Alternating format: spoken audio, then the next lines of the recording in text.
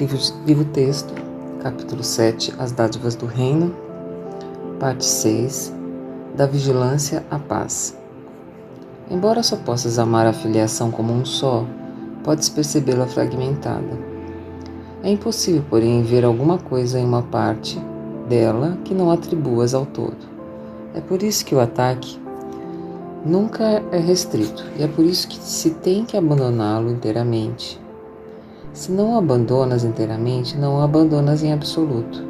Medo e amor fazem ou criam dependendo de quem os procria ou inspira, o ego ou o Espírito Santo, mas irão voltar à mente daquele que pensa e afetarão a sua percepção total. Isso inclui o seu conceito de Deus, das criações divinas e das suas próprias. Não apreciará nenhum deles se os considerar com medo. Apreciará a todos eles se os considerar com amor.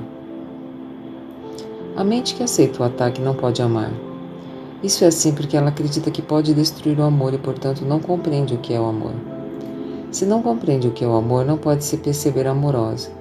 Isso faz perder a consciência do que é, induz os sentimentos de irrealidade e resulta em profunda confusão. O teu pensamento tem feito isso por causa do poder que ele tem.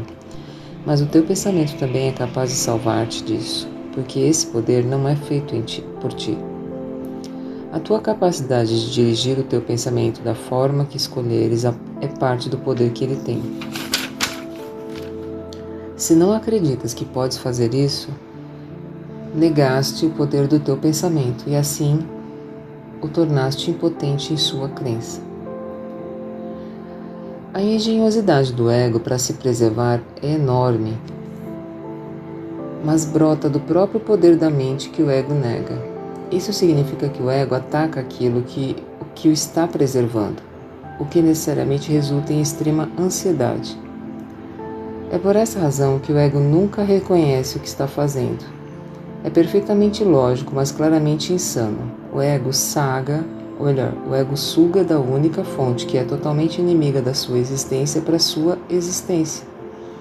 Com medo de perceber o poder dessa fonte, é forçado a depreciá-lo.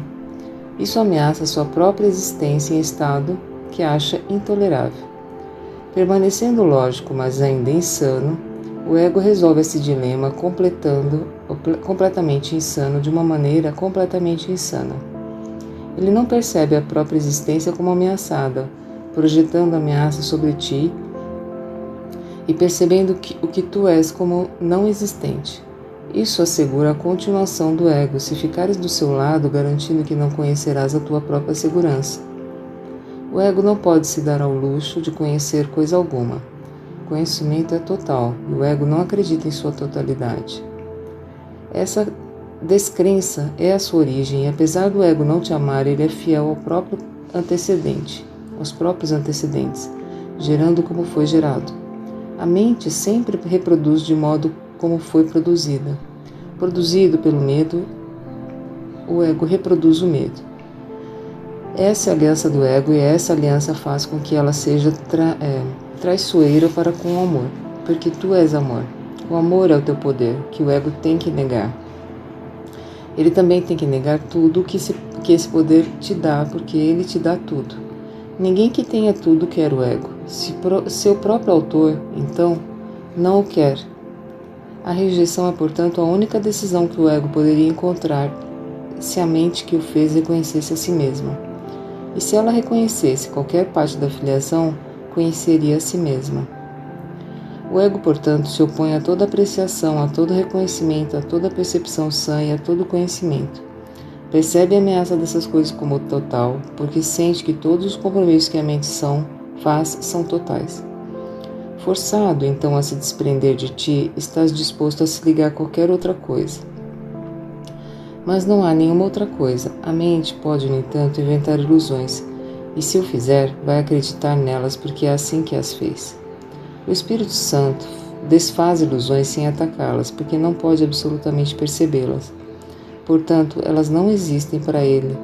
Ele resolve o conflito aparente que elas engendram, percebendo o conflito como sem significado. Eu já disse que o Espírito Santo percebe o conflito exatamente como é, e ele é sem significado. O Espírito Santo não quer que tu compreendas o conflito. Ele quer que reconheças que porque o conflito não tem significado, é incompreensível.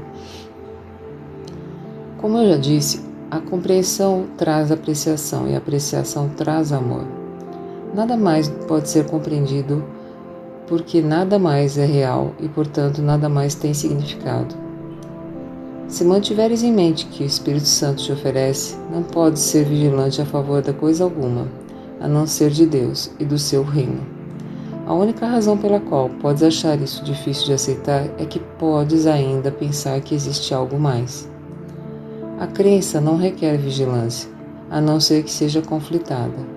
Se existem componentes conflitantes dentro dela que conduziram a um estado de guerra.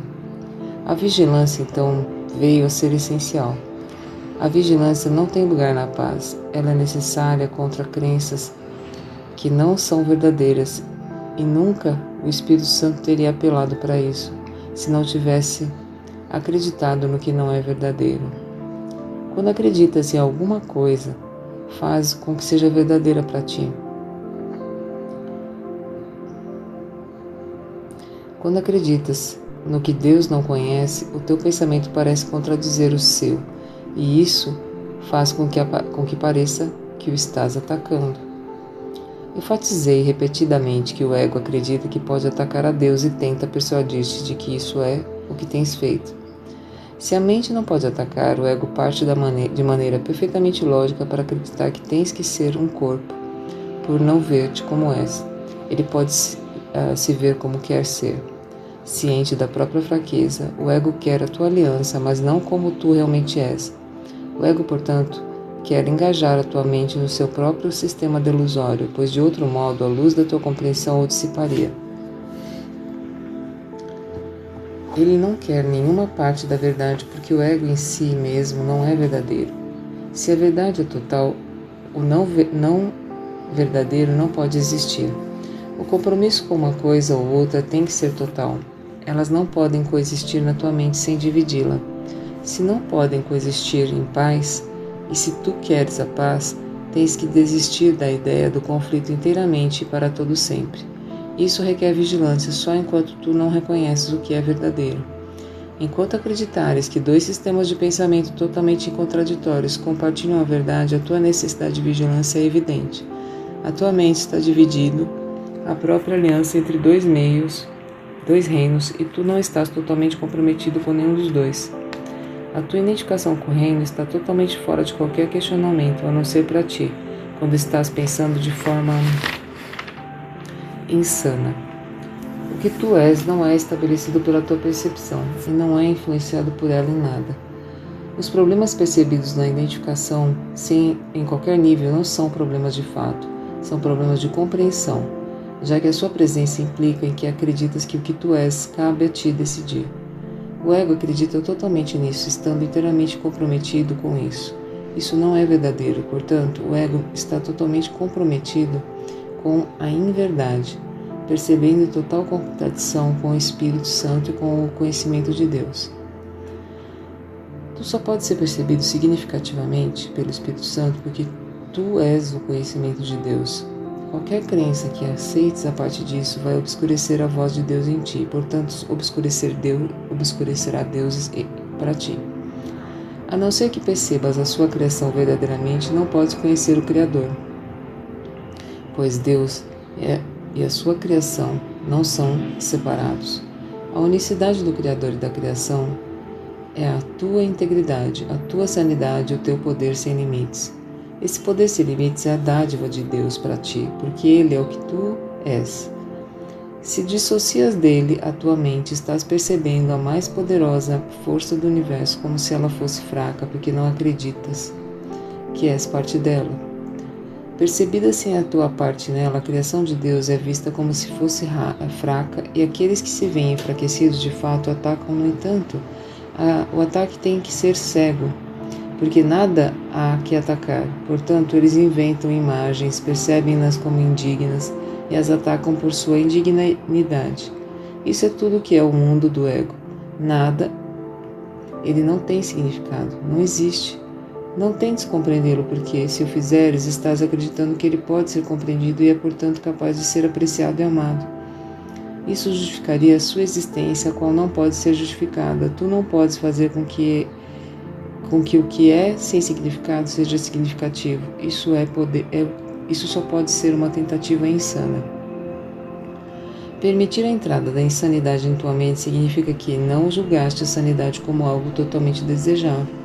Se queres alguma outra coisa, vais fazer alguma outra coisa, mas pelo fato de ser outra coisa, ela vai atacar o teu sistema de pensamento e dividir a tua aliança. Tu não podes criar nesse estado dividido e tens que ser vigilante contra esse estado dividido, porque só a paz pode ser estendida. A tua mente dividida está bloqueando a extensão do reino, e a sua extensão é a tua alegria. Se não estendes o reino, não estás pensando como o teu Criador, criando como ele criou. Nesse estado deprimente, o Espírito Santo te lembra com gentileza que estás triste porque não estás realizando a sua função, enquanto com o Criador e com Deus, e estás, por conseguinte, privando a ti mesmo de alegria. Essa não é uma escolha de Deus, mas tua.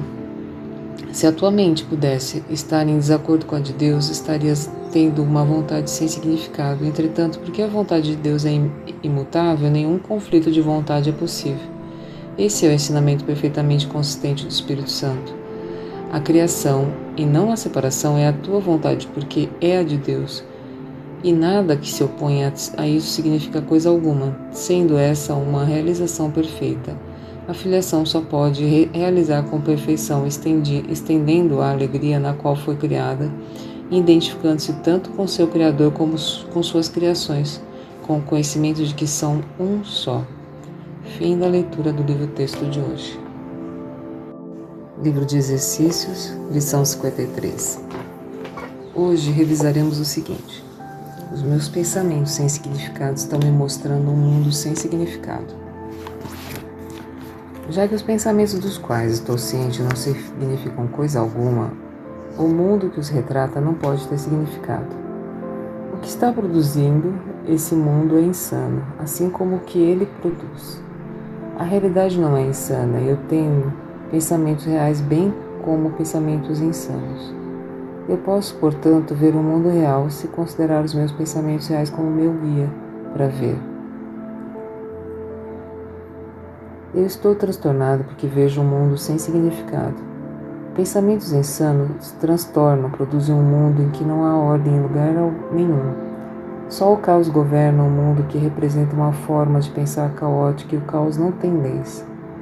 Não posso viver em paz em tal mundo. Eu me sinto grato por esse mundo não ser real e por não precisar vê-lo de modo algum, a menos que eu escolha valorizá-lo. E não escolho valorizar algo que é totalmente insano e não ter nenhum significado. Um mundo sem significado gera medo.